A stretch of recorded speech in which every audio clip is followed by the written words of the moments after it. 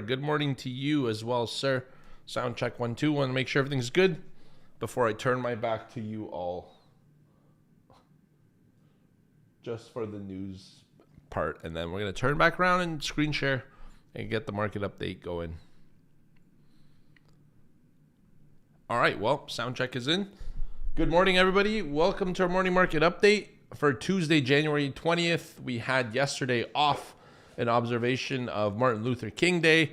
Markets were quiet, but not uneventful, and low volume, low volatility as expected. Today, we're picking up the pace. So overall, S&P is down 1.7 and continuing the carnage. NASDAQ down 2.1. Tech is getting destroyed. Russell's down 2 percentage points. European markets not doing much better, down across the board. Stock 600 down 1.4. DAX down 1.5.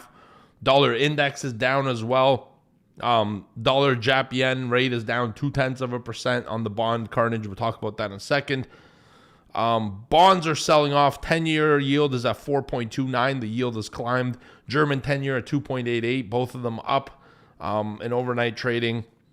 And, you know, this is a full-blown risk-off day because you're having bonds and equities selling off together. That's usually a big red flag for equities, and it could be taken with the context that we're going to have lower for longer periods in the market. So that's part and parcel to the bearish bias. Gold hits new all-time highs, up 1.3% to $4,737 an ounce, almost 5,000 USD per ounce. Bitcoin's down 1.5%, Ethereum down 2%. So it's a risk-off day, and it's a pretty pronounced risk-off day. There's a few catalysts that you probably already heard about.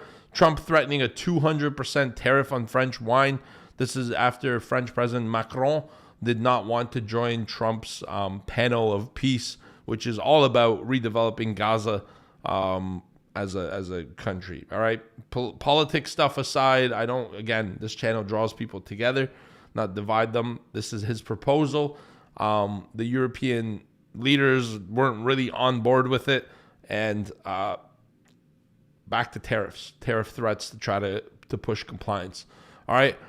Treasury Secretary Bessent said that confident leaders will not escalate. It will work out. He said U.S.-EU relations have been strained before, eventually worked out. So he's giving us promise and hope with his words.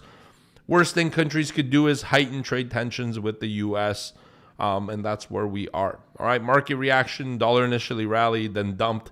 Euro USD is up a little bit. Citigroup responded with downgrading continental Europe to neutral from overweight, and they said rising tension and tariff uncertainties undermine short-term outlook.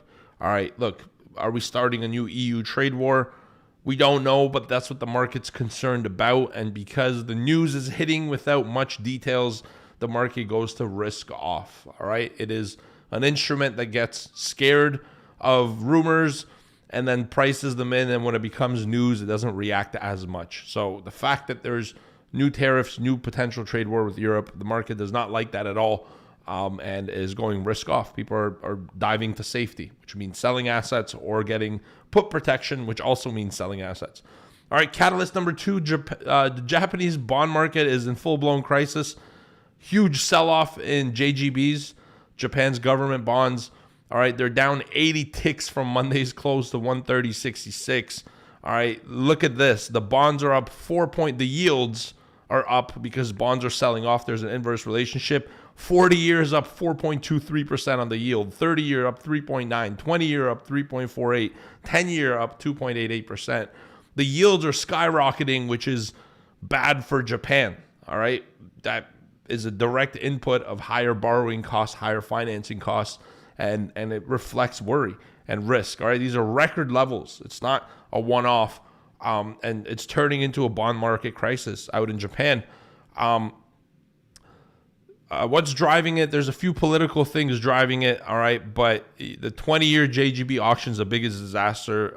It's really weak demand.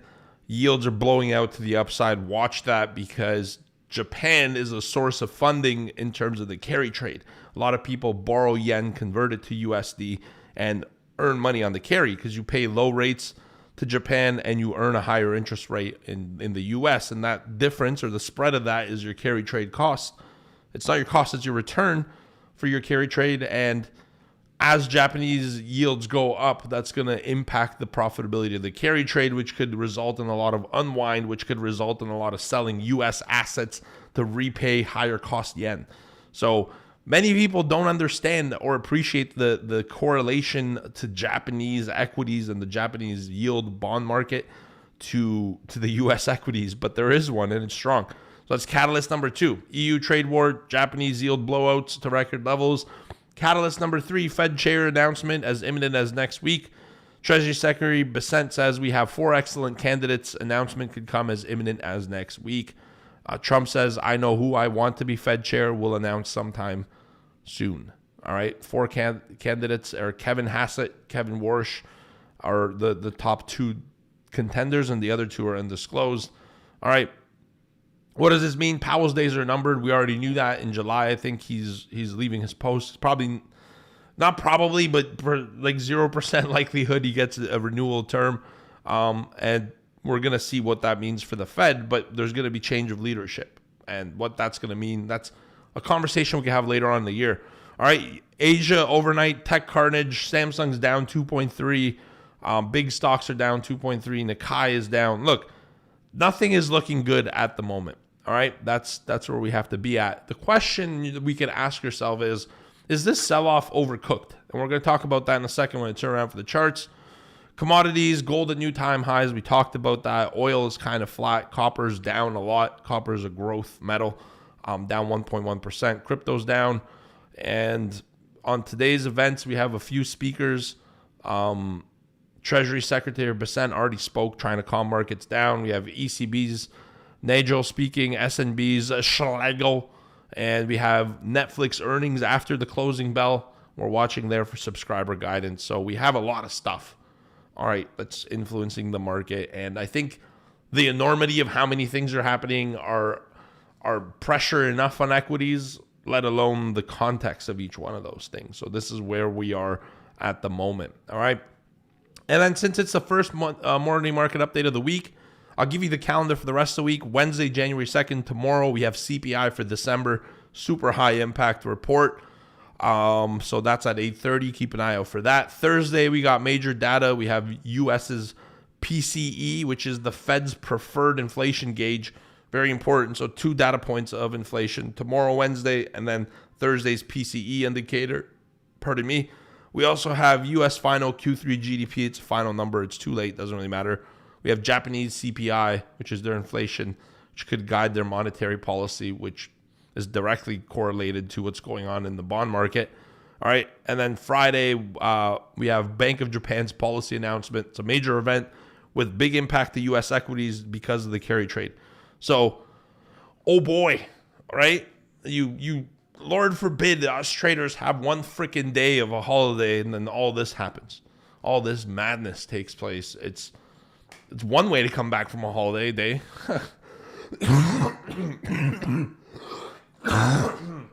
It's so sickening. It made me sick. I'm kidding. I was sick a month ago. I still have this cough. It's lingering. It's kind of concerning because it's going in my lungs right now. I could hear it. Anywho, I should probably do something about that. But I'm not. What I'm going to do instead is turn around and give you guys the report and go through the charts. Give you the story for what happened in the U.S. session, the overnight, the daily trading plan, and some key stats for the day. So let's do it. Let me turn around and let's get down to business. Let's get down to business. All right. Here I am on the other side. Like, not the other side. I'm still alive. Let me just make sure you guys are seeing the right screen, and you are, and we are ready to rock and roll. All right. Here's the story in the U.S. session. First of all, to see the story, you got to do quite a bit of zooming today, zooming out. All right. I'm going to clear these levels because this is too much, too high up. It's not going to be relevant. So you go erase all non-text drawings, clean it up. We don't need all that pink stuff for sell imbalances. They worked. We're lower. So the story is this. All right. Sunday, we gapped 68 points lower. First of all, that's a pretty big gap. All right. We have made no attempt to close it. This is an open gap, and it's a pretty bearish thing. All right, and then the Monday, the market was closed for MLK Day, so part of that gap was low liquidity, low volume. Not much happened after, just a horrid gap down, and then we continued the overnight spill into yesterday's U.S. session, so pretty bearish heading into it.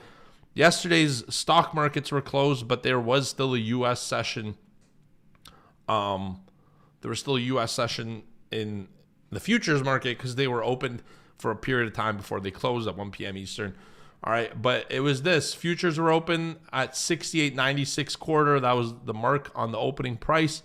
All right, and then 68.87 half was the prior day low. So we made a rally. We went to the prior day high of 16 half or 16.75. We sold off, and then we recovered, sold out. Well, look, we opened, we drive strong, we hit the high, we sell off a little bit to close at 69.13 quarter on U.S. session. So a bit of a recovery, nowhere near close to erasing the 68-point gap. We're still bearish. All right, overnight, the story is this. Geopolitics, horrid for market sentiment. 69.16 half was the overnight high. It's right here, this level. So we marked that as overnight high. Then we drove lower for the entire overnight session, and we got all the way down to 68.4675, which is the overnight low. So we have gap lower, slight U.S. session on a market holiday, big extension lower, and overnight trade. All right, that's 40 and a 3/4 handle drop below the prior day low. All right, not the close, for goodness sakes. 40 handles and 3/4 below the prior day low. Extension lower on the downside trend. All right, bearish. So today's trading plan is, this might shock you. Today's trading plan is to jump on the bearishness, but with a big caveat.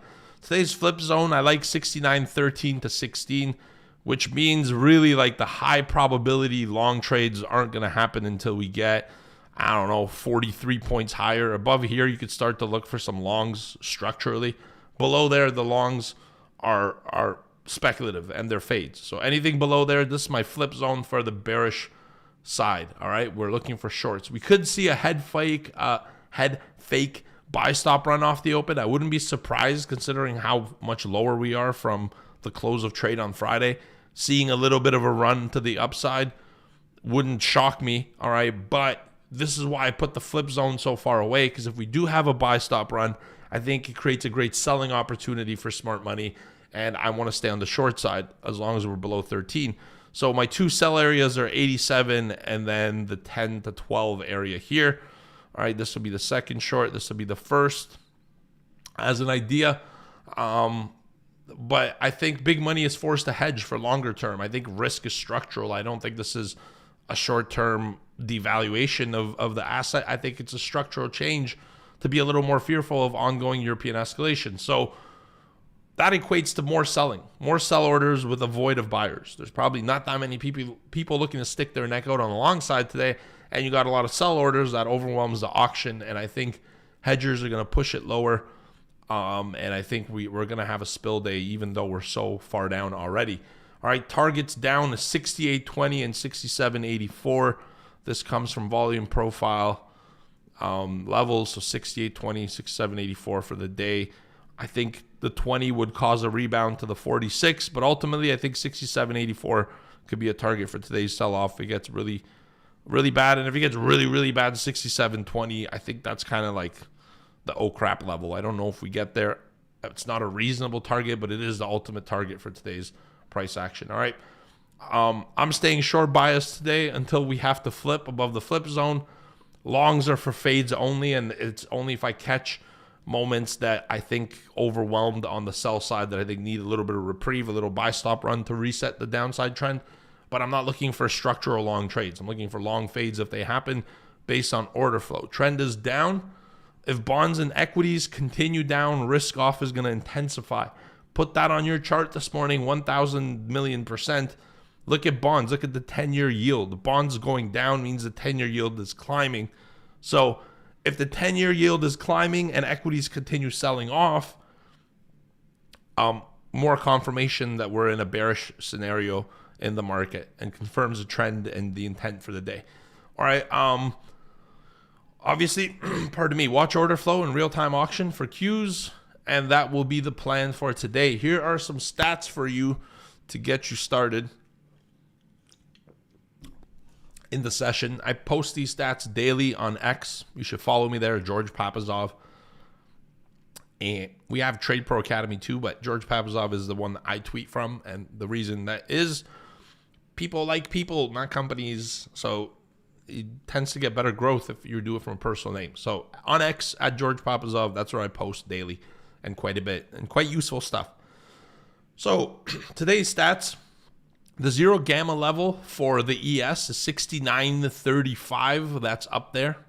Okay, it's very up there, which means anything below the zero gamma is negative gamma.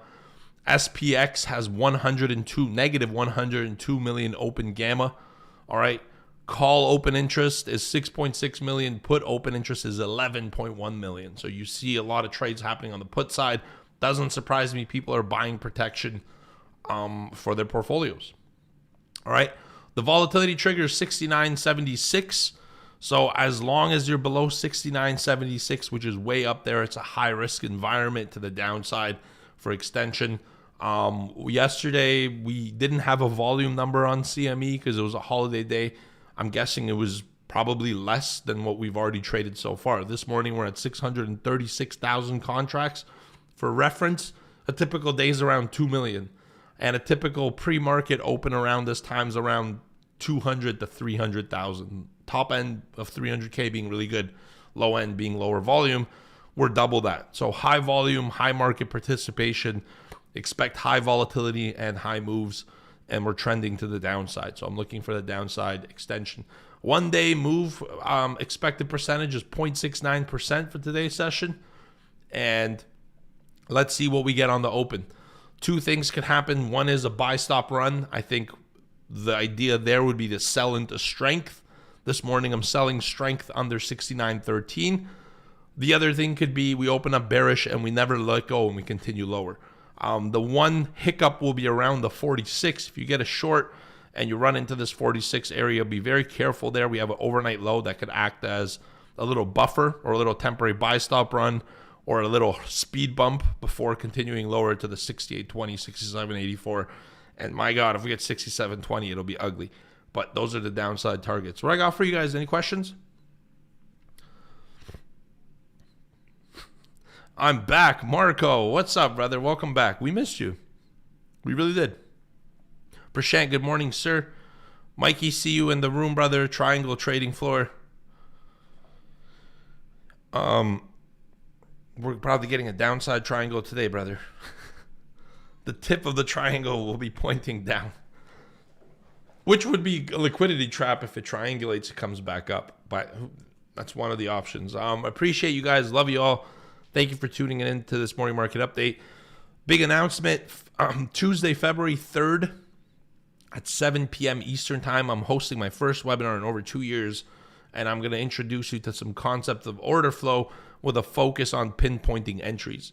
Yes, we have a plan. Yes, we have levels. But when it comes time to execute a trade, that's where it gets a little murky for a lot of people. I will get rid of the mud in the water so you could see it clear. And I'll give you the tools, the approach, the risk management strategy, everything that I use in real time for these real-time entries so you can stick them using order flow. So I hope to see you there. It's February 3rd, Tuesday, February 3rd at 7 p.m. Eastern. You're going to ask for a link. I don't have it yet. Our tech team is struggling a little bit with the landing page. I've put a little pressure on them. We should get it soon. So in tomorrow's morning market update, you'll see it in the description of the video, and you'll hear me talk about it a lot over the next couple weeks. So don't worry, you're going to get a chance, just not now. I love you so much. Have a great day. Manage that risk. Trade like a trade pro, and I'll see you tomorrow. Off to the trading room we go. Adios, sayonara. Jenner, good morning, and have a great day. Take care, everybody. And I love you. Just don't forget that ever. Goodbye. So much. Like I really do. A lot. You're welcome, OTM. My pleasure. You, for you, if you found it useful, puts a smile on my face. I appreciate you for the support. And every chance I get to talk to you.